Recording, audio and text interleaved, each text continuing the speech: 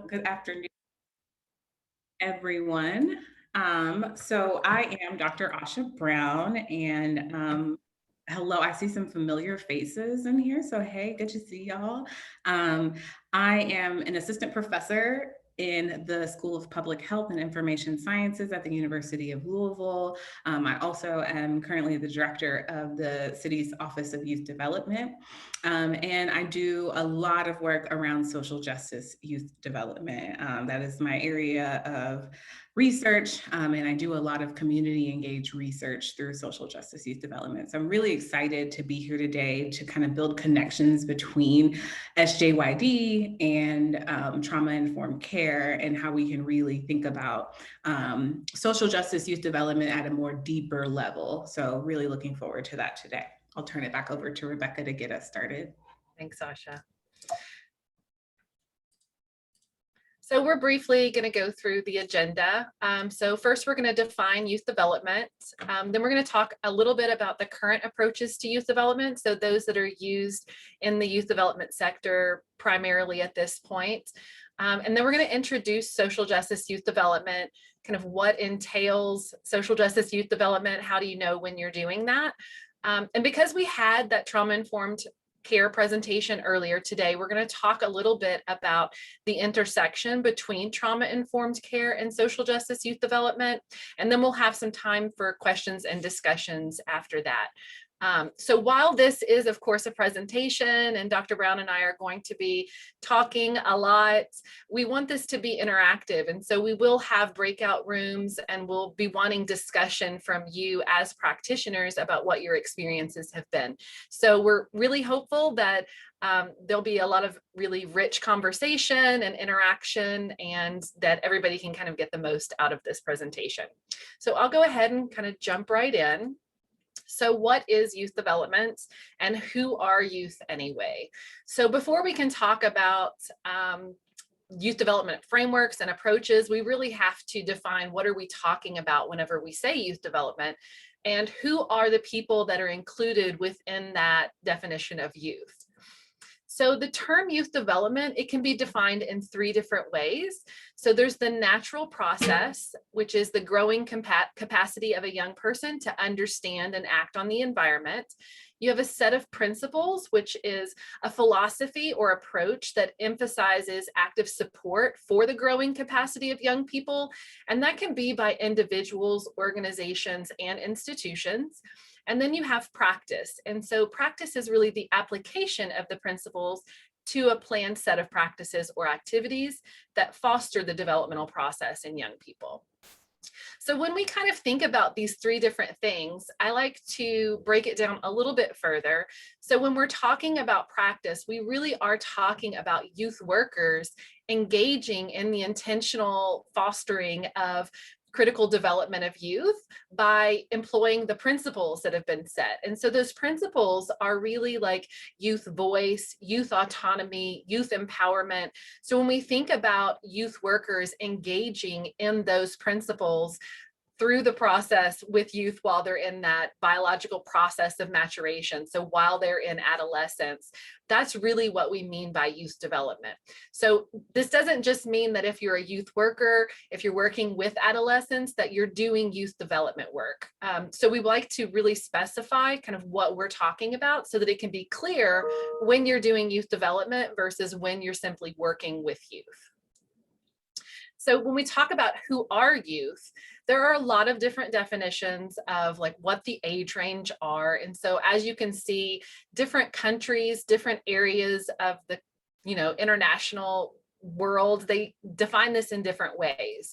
And so for Dr. Brown and I, we're often looking at that 10 to 24 age span. And that's really because in our community here in Louisville and Kentuckiana, people typically look at youth as the middle school and higher age range. So when we think about who are in middle school, maybe it's fifth graders across the river in Indiana, but then sixth graders here in Louisville. And those ages are typically 10 to 24. So we also include that upper young adult spectrum. And it's really kind of about how the brain is developing, where you are in that biological youth development maturation process. But as you can see, this this spans 4-H looks at 8 to 18. The World Health Organization will say 15 to 24, sometimes 10 to 24. And then when you look at other countries internationally, they'll often have what we consider to be children having rights of youth. So just knowing that there are variations within that is important. So when we start to look at existing youth development frameworks, it's important that you kind of know the evolution of what we're doing, but know that even though problem prevention, for instance, started in like 1900 and maybe a little bit before that, that it's still something that is employed today. So when we look at this, it didn't just stop in the 1980s. It's still something that's continuing. And so when we think about problem prevention, that was really with a resurgence of the need for reform in youth leisure beginning in the 1980s. And primarily in the decade of 1985 to 1995, there was this really intense focus on youth pathology and prevention methods. So when we think about youth programs, when we think about youth research, a lot of times researchers and practitioners were really employing this problem prevention model. And so then when we look at like 1990s, that's when practitioners and scholars started to think, hey, wait, maybe we shouldn't just focus on the deficits that youth have. Maybe we should really highlight their assets and look at their emotional health and empowerment and exploration. And so that's when you started to see kind of the influence of the 40 developmental assets. And when we start to see like 4-H kind of employing this positive youth development model. And so that was the main focus of positive youth development within that time period.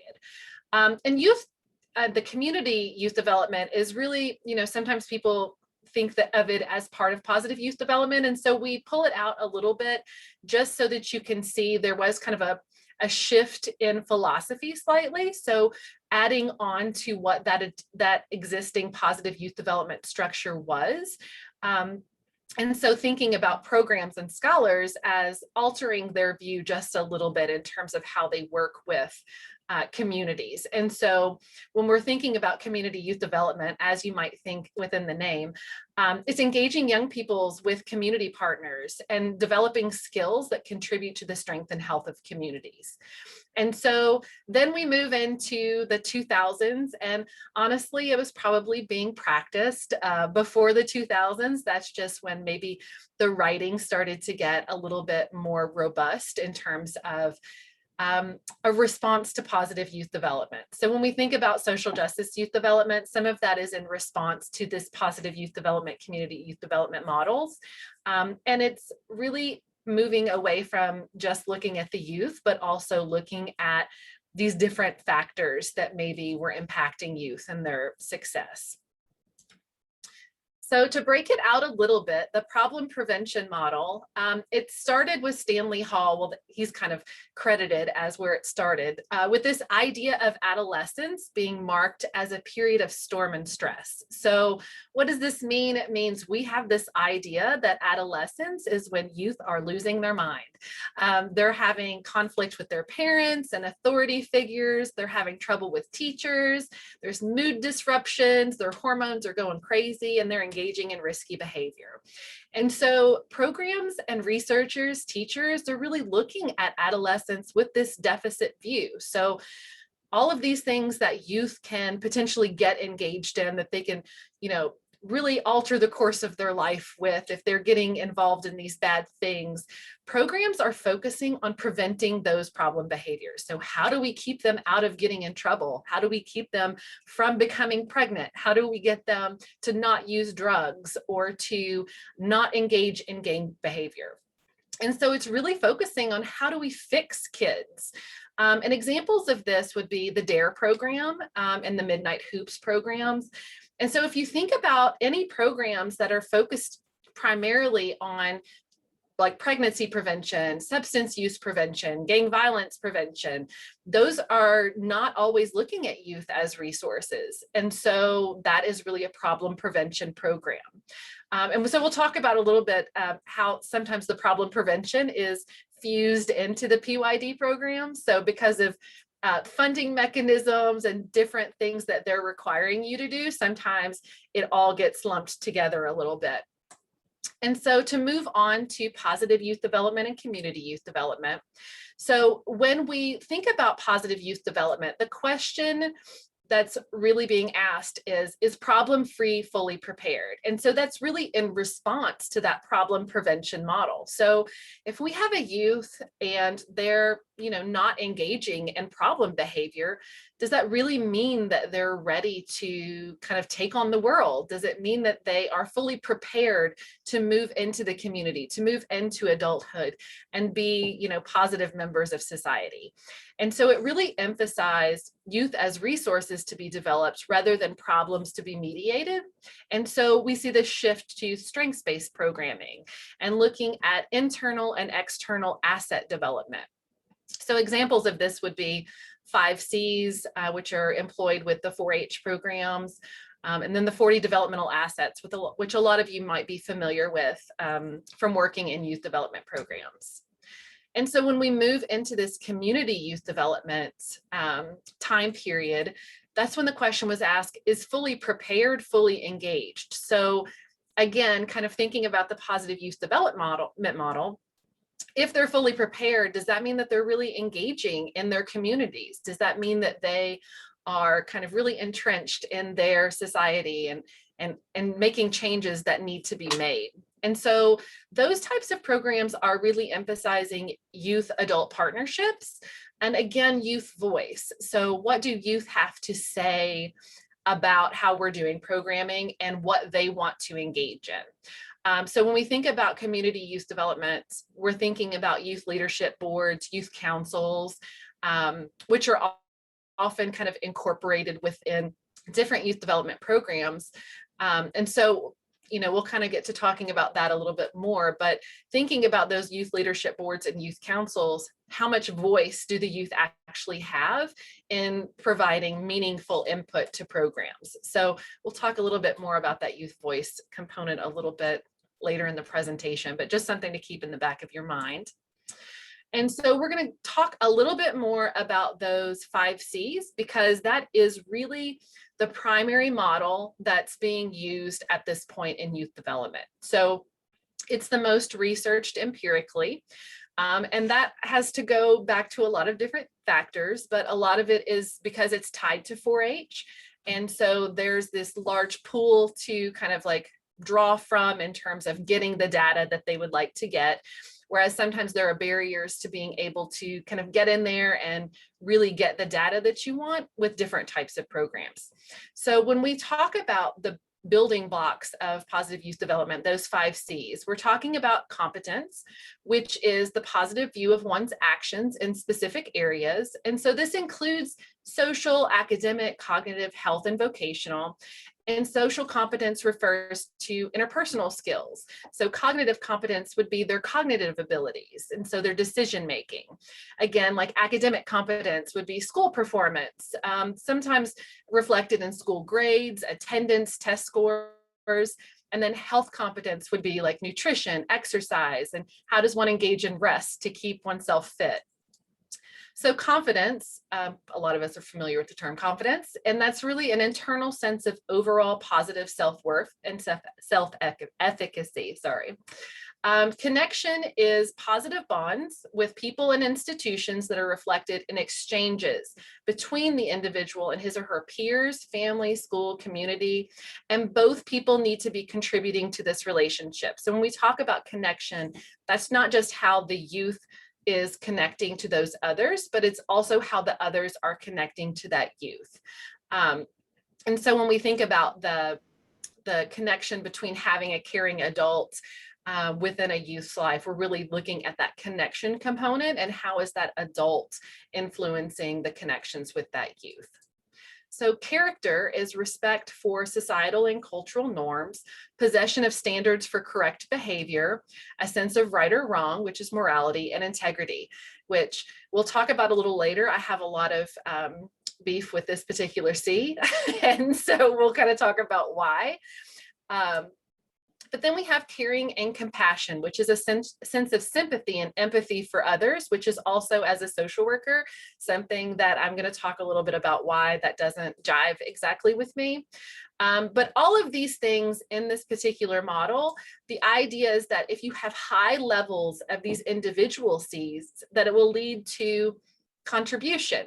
And so contribution is really contributions to self, family, community, and to the institutions of a civil society. So when we talk about the 5 C's as a whole, you can look at these, their psychological behavior and social characteristics, and they're really meant to show if a youth has all of these C's at high levels, then they're thriving. So they're doing really well. And then, you know, if they're doing really well, then, hey, they're also contributing and giving back. Is that actually the reality of things? I don't know. We'll talk about that a little bit more. But now we really want you all, we're going to put you all in breakout rooms in a moment, but we really want you to take probably about 3 minutes, and we want you to think about these questions. So how does the program that you're working in incorporate the 5 C's or the positive youth development model? What are the challenges that you've experienced doing positive youth development? And are there things that are missing or not accounted for within the positive youth development model? And then lastly, do fully engaged young people have the power to create change? And so thinking kind of on a more theoretical level, if you are doing all of these things and you're engaging these young people, do they at the end of the day have power to make meaningful change in the program and the community? So think a little bit about that, and then we're going to break you out in a moment.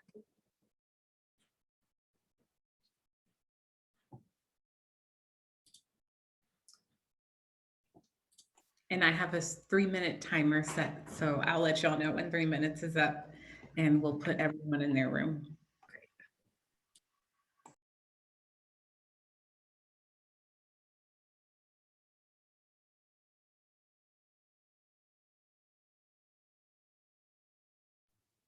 Would it be too much to scroll back so I can look at the 5 C's again? Sorry.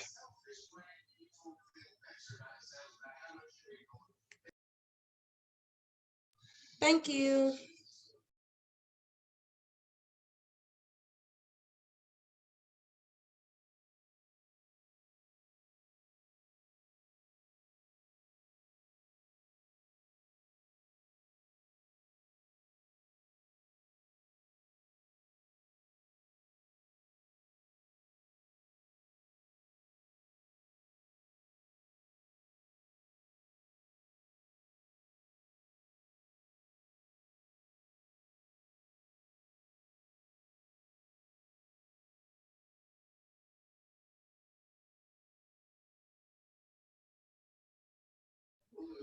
Thanks. I screenshot it on my end if you all want to move back.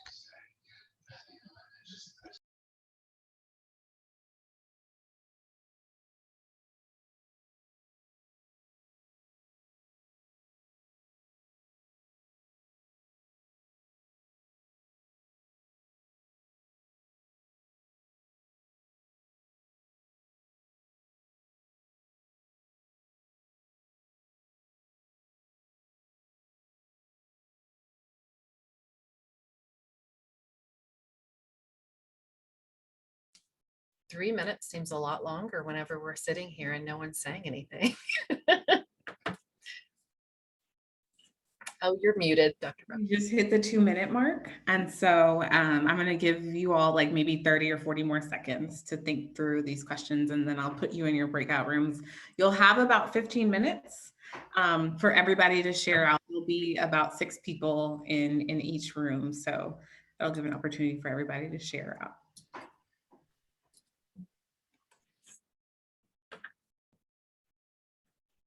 Yes, and so as we break you all into groups, just thinking about who is going to be the person that's going to report out whenever you come back out. So we'll have a larger group discussion, but just for simplicity, if you could have one person that's talking about your group's discussion. Okay. All right. I'm going to open the rooms. It'll invite you into your room, and these are random. I did not pick who goes into what room. So you all enjoy. And once we get in the rooms, I will copy and paste the questions into the chat so everybody can see them. I'm also going to try to copy and paste the definitions of what the 5 C's are in the chat so that you all have that as well. Awesome.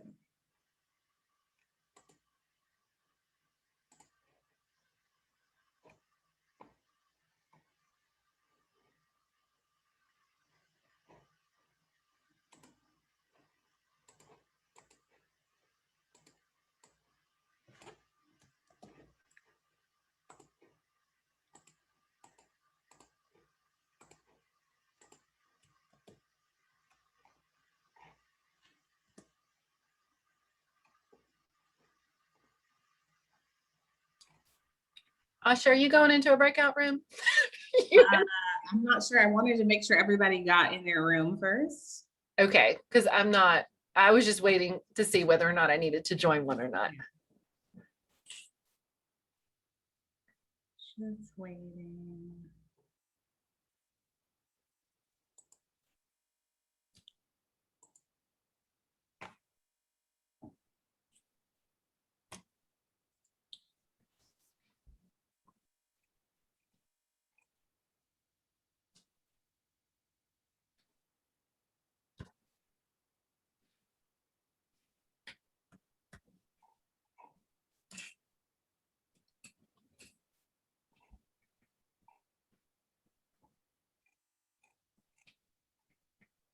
Okay, I think I'm gonna let everybody discuss in their rooms, and I'll give them a minute.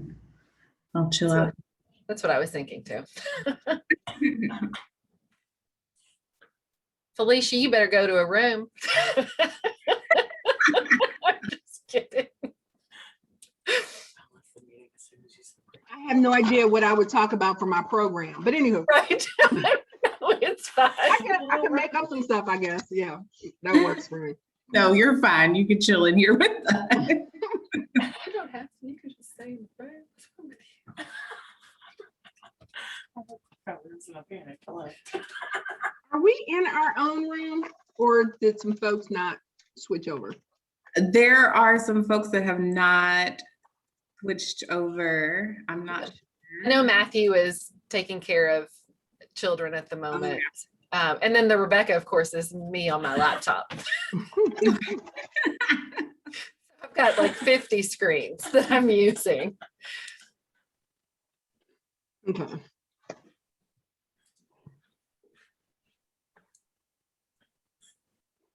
How many people were here? Did you get a sense of that? I couldn't see with my 40 something. So there was 41 at 114 and 40 at 124. So somebody dropped at some point, or else they were on 2 phones. That was me. No, it was her. Okay. She's I'm at her house so that I can use her computer setup, and she got worried with the breakout sessions and was like, "No, I've got to get out of here." And so she dropped. It works for me. It works for me. Absolutely. Oops. I have Grippo crumbs everywhere. But yeah, it works for me. All right. So I'm eating too.